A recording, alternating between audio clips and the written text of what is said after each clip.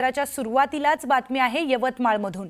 यवतमाळमध्ये ऑगस्ट महिन्यापासून सुरू असलेल्या 110 महसूल मंडळांपैकी 103 महसूल मंडळांमध्ये अतिवृष्टी झाल्याने 30,000 पेक्षा जास्त हेक्टरवरील पिकांचं नुकसान झालंय। सोयाबीन आणि कापूस पिकांना मोठा फटका बसलाय, तर पावसामुळे शेतकऱ्यांच्या डोळ्यात पाणी आलंय। गेल्या काही दिवसापासून यवतमाळ जिल्ह्यात प्रचंड प्रमाणात पाऊस सुरू आहे आणि या पावसामुळे कापूस, सोयाबीन, तूर यासारखे जे पिकं यांना मोठ्या प्रमाणात फटका बसलेला आहे। कित्येक शेतकऱ्यांनी सोयाबीनची लागवड केली आणि कापसाची लागवड केली, कारण हे दोन्ही पिकं जे आहे हे रोखीचे पिकं म्हणून त्याच्याकडे बघितले जाते आणि याच पिकाच्या भरवशावर शेतकऱ्यांचा पुढल्या वर्षीचा जो गाडा असतो तो हाकलला जात असतो। माझ्यासोबत काही शेतकरी आहे, यांना आपण विचारू की नेमकं कशा पद्धतीने त्यांचं नुकसान होताना दिसतंय। दादा, मला एक सांगा की कशा पद्धतीने तुमचं नुकसान होतं पावसामुळे? आमच्या वेळेला सर 90% नुकसान झालेलं आहे अति पावसामुळे। साधारणतः 1 महिन्यापासून आर्णी तालुक्यामध्ये पाऊस पडतोय, त्याच्यात लोणी गाव फर्स्ट नंबरवर आहे। काल सुद्धा आमच्या नाल्याला खूप पाणी गेलं। मला सांगा, एवढे नुकसान झालं तरी शासन डोळे उघडायला तयार नाही आणि शेतकऱ्याकडे लक्ष द्यायला तयार नाही। मी तर विनंती करते शासनाला की हेक्टरी 25,000 रुपयाचा अनुदान तातडीने देण्यात यावं। जे नुकसान होत आहे त्या नुकसानाचा मोबदला म्हणून हेक्टरी 25,000 रुपये देण्याची मागणी या ठिकाणी करण्यात आली आहे। दादा, मला एक सांगा की तुम्ही शेती करता, कशा पद्धतीने शेती केली, पैशाची ऍडजस्टमेंट सगळी कशी केलेली? पैशाची ऍडजस्टमेंट झाली तर 2 रुपये 3 रुपये शेकडा आणि पीक कर्ज। दुसरी गोष्ट, आता ही परिस्थिती आहे आता निसर्गाची। 3.25 एकर शेती आहे, त्याच्यामध्ये तूर, सोयाबीन, कापूस, आपलं हे कापूस तर 3 वाण आहे त्याच्यामध्ये। तर आता 3-4 शेंगा हाती लागल असं दिसते। 10-11 शेंगा आहे सोयाबीनले आणि पराठीले तर विशेष नाही, काही 1-2 बोंड ते डुकरं ठेवून नाही राहिले। तर अशी विनंती आहे। पुन्हा काही शेतकरी आहे, आपण त्यांनाही विचारूया की कशा पद्धतीने त्यांचं या ठिकाणी नुकसान झालेलं आहे किंवा शेती कशा पद्धतीने त्यांनी केलेली आहे। भाऊ, मला सांगा तुमच्याकडे एकंदरीत शेती किती आहे, कशा पद्धतीने शेती करतात? 5 एकर शेती आहे माझ्यापाशी आणि मी पूर्ण पैसे बाहेरून आणून शेती केलेली आहे। मला तर असं वाटत नाही की यावर्षी उत्पन्न होईल असं, कारण की हे पूर्ण गेलेलं आहे। जवळजवळ 80-90% नुकसान आहे याचं आणि याच्यावर शासनाने काहीतरी ताबडतोब करायला पाहिजे।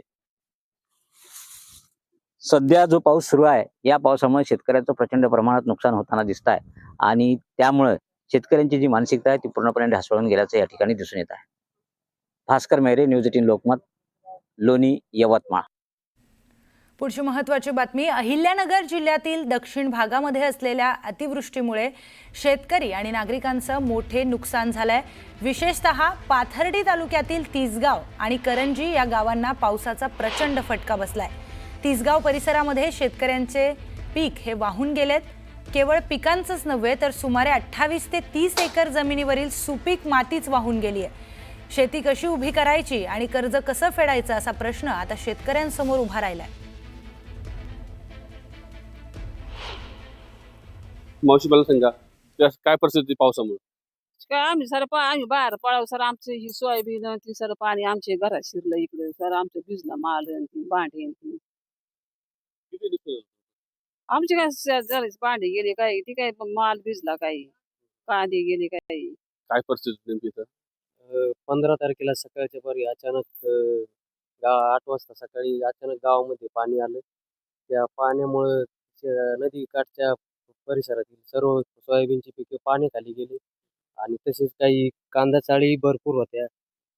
काही सर्व बांधारे नदीवरचे सर्व बांधाऱ्याचे साईड तुटून सर्व शेतामध्ये पाणी घुसून भरपूर प्रमाणात शेतकऱ्यांची खूप मोठी हानी झालेली आहे। साधारणतः या गावामध्ये किती शेतकरी आहेत, किती फटका बसल्याचं आणि किती नुकसान झालं असं वाटतं? 200-250 शेतकरी असतील आणि बाकीचे जे नदीच्या काठी ज्यांची शेती आहे त्यांना विशेष करून जास्त फटका बसलेला आहे, कारण की अतिशय मोठ्या प्रमाणात अचानक पाणी आल्यामुळे लोकांना कोणत्याही प्रकारची व्यवस्था निर्माण करता आली नाही आणि भरपूर अशा अनंत अडचणींना लोकांना सामोरं जावं लागलं। अनेक शेतकरी आहेत, मला आपलं उपसरपंच आहेत, मला सांगितलं नेमकी गावाची परिस्थिती काय आहे आणि कुठल्या प्रकारचं नुकसान सगळं जास्त आहे? बांधारे फुटले असं म्हणतात, खानसाडे वाहून गेलेले आहेत, नेमकी काय परिस्थिती आहे?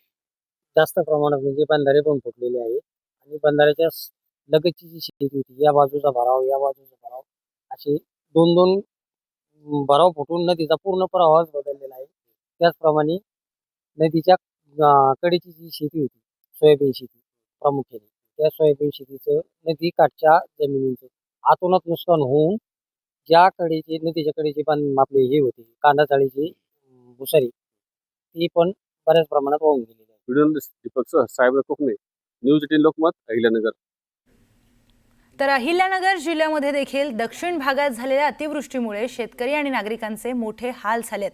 विशेषतः पाथर्डी तालुक्यामध्ये देखील नुकसान झाले. त्याचबरोबर विविध ठिकाणी शेतकऱ्यांचं मोठ्या प्रमाणात नुकसान झालंय. मराठवाड्यामध्ये परभणी जिल्ह्यात देखील गेल्या 8 दिवसांपासून मुसळधार पाऊस सुरू आहे आणि या पावसामुळे शेतातील पिकांचं मोठ्या प्रमाणात नुकसान झालंय. अतिवृष्टीमुळे झालेल्या नुकसानीमुळे शेतकरी चांगलाच हवालदिल झालाय. शेतातील मूग, उडीद, कापूस, सोयाबीन इत्यादी पिकं पूर्णपणे खराब झाली आहेत. त्यामुळे शासनाने लवकरात लवकर पंचनामे करून शेतकऱ्याला मदत द्यावी अशी मागणी शेतकऱ्यांकडून करण्यात येते आहे. याच शेतकऱ्यांसोबत बातचीत केली आमचे प्रतिनिधी विशाल माने यांनी. पाहूयात. परभणी जिल्ह्यामध्ये मागील 8 दिवसापासून मुसळधार पावसाने हजेरी लावली आणि या पावसामुळे शेतातील सोयाबीन, कापूस, मूग आणि उडीद या पिकांवर मोठा परिणाम पडला आहे. कापसाची परिस्थिती तर अत्यंत दयनीय बनली आहे. कापसाची पानं अशा पद्धतीने सुकू लागली आहेत. तर काही ठिकाणी कीड रोगांचं प्रमाण देखील वाढलं आहे. 8 दिवसापासून सुरू असलेल्या पावसानंतरही प्रशासनाने अद्याप पंचनामे सुरू केले नाहीत आणि त्यामुळे शेतकरी संतप्त झालेत. लवकरात लवकर पंचनामे करून आम्हाला मदत द्यावी अशी मागणी शेतकऱ्यांकडून होते. हे नुकसान कशा पद्धतीनं आहे हे जर पाहायचं असेल तर शेतकऱ्याच्या हातातील या बोंडाकडे पहा. या बोंडांमध्ये बोंड पांढरे पडलेले आहेत आणि पूर्णपणे वाया गेलेले आहेत. यामधील कापूस देखील खराब झालेला आहे आणि त्यामुळे आता शेतकऱ्यांनी जगायचं कसं असा सवाल शेतकऱ्यांकडून केला जातोय. आपल्यासोबत काही शेतकरी आहेत, आपण त्यांच्याशी बोलणार आहोत. मामा, कशा पद्धतीचं नुकसान आहे आणि काय काय नुकसान आहे? सोयाबीन, कापूस, तूर, मूग, उडीद, तूर, मागील 8 दिवसापासून पाऊस सुरू आहे. काय परिस्थिती शेतामध्ये? मागील 7 ते 8 दिवसापासून आमच्या इकडे भागामध्ये भयानक पाऊस पडत आहे. ढगफुटी सदृश्य पाऊस आहे आणि ह्यामुळं शेतकऱ्याचं अतोनात नुकसान झाले. कुठलंही पीक याच्यातून वाचलं नाही. त्यातल्या त्यात कापूस, तूर ह्याची तर सगळी वाट लागलेली आहे. शेतकऱ्यापुढे असा मोठा प्रश्न पडला आहे की आता पुढं कसं व्हायचं. तर त्यामुळं नुकसान तर काय भरून निघणार नाही आणि शासनानं होईल तितकी लवकर मदत करायला पाहिजे. कारण यातही बघा तुम्ही आमच्या इकडे कापसाची याची पोझिशन आहे. हां, सोयाबीन सध्या गेलेलं आहे. मूग काढायला आलेला होता, मुगाचं नुकसान झालेलं आहे. मूग, उडीद आता त्यामुळं नुकसान तर इतकं झालं की आता पुढं कसं होईल ह्या चिंतेमध्ये आहेत शेतकरी. आता एकरी कसा खर्च केला होता तुम्ही शेतासाठी आणि कशा पद्धतीचा आता हे झालं? आता शेतकऱ्याचा खर्च जर विचारला तर त्याला बियापासून ते खत हे ते सगळा जर खर्च एकरी धरला तर 25 ते 30 हजार रुपये खर्च साहेब त्या एकराला झालेला आहे. आणि दुसरी गोष्ट, निंदन खुरपण याची एवढी वाढ झालेली आहे की बायांना खूप पैसे देऊन निंदून करून घ्यावं लागले. कापसाला जर सोयाबीनचा कोळपं असं सगळा एवढा खर्च होऊन आज शेतकऱ्याला अशी परिस्थिती आहे की सोयाबीन निबरलं, मूग काढायला आलेला मूग वळ्या वाहून गेल्या आणि अशा काही ठिकाणी आपण जाऊ शकत नाही. अशी परिस्थिती बेकार झालेली आहे की खळदण म्हणजे पूर्ण शेत आमचं पूर्ण खळडून गेले. त्याच्यामध्ये माती आम्ही जेवढी माती भर टाकली, खड्डे बुजले होते आजपर्यंत झालेले सगळे लेवल केलेलं सगळं वाहून गेलं आणि पूर्ण नदीचं पात्र फुटून आमच्या शेतामध्ये ते पूर्ण पाणी आलेलं आहे. विशाल माने, न्यूज 18 लोकमत, परभणी. बातमी आहे जळगाव जिल्ह्यातून. जळगाव जिल्ह्यामध्ये 2 ते 3 दिवसांपासून मुसळधार पाऊस सुरू आहे. पावसामुळे शेतीचं अतोनात नुकसान झालंय. तर मुक्ताईनगर, जामनेर आणि रावेर या तालुक्यांना सर्वाधिक फटका बसलाय. काही तालुक्यांमध्ये ढगफुटी सदृश्य पाऊस झाल्याने शेतकऱ्यांची शेती देखील वाहून गेली. केळी, मका, कापूस, सोयाबीन आणि कांदा या पिकांचं मोठं नुकसान झालंय. तर शेतकऱ्यांच्या हातातोंडाशी आलेला घास पावसानं हिरावून घेतलाय. त्यामुळे शेतकऱ्यांना आता सरकारच्या मदतीची अपेक्षा आहे. जळगाव जिल्ह्यामध्ये गेले 2-3 दिवसापासून मुसळधार पाऊस सुरू आहे. तर काही तालुक्यामध्ये ढगफुटीचा पाऊस झालेला आहे. असाच शेतकऱ्यांचे जे हातातोंडाचे आलेले जे पीक आहे ते पीक आता निसर्गामध्ये ते हिसकून घेतलेलं आहे. आता आपल्यासोबत काही शेतकरी, आपण शेतकऱ्याकडनं जाणून घेऊन नेमकं त्यांच्या शेतामध्ये कोणकोणते पिकं लावण्यात आले होते आणि काय नुकसान झालेलं आहे. भाऊ, मला हे सांगा, आता तुमच्या हातामध्ये मका, कापूस असं हे पिकं दिसत आहे, पावसामुळे काय नुकसान झालेलं आहे आपलं?